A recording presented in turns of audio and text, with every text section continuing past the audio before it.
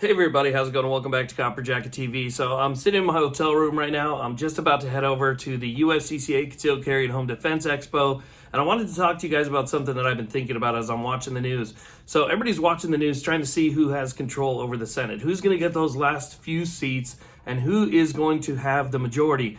I'm watching it thinking who's going to have the majority because HR 1808 still hangs in the balance. I know a lot of people aren't talking about it right now. HR 1808 is kind of one of those things that's just kind of faded away. But that is the assault weapons ban that passed the House. It passed the House, it went to the Senate, but then the Senate put it in committee, which is kind of a stall tactic. Obviously, it has to go through committee, but they let it sit there for as long as possible. And they did that for a reason, because the midterms are coming up, right?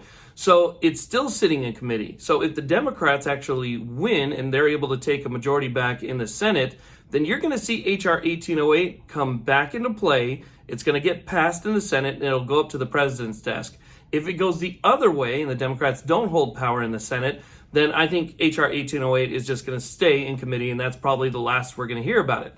So I know that everybody just kind of sitting there and they're watching to see, who takes control over the Senate, but there's a lot of other things at play here. There's, some gun control and other things that are just sitting there waiting to see what happens. So try and keep that in mind as you're watching this, that even though we don't talk about these things all the time, they still exist, they're still there.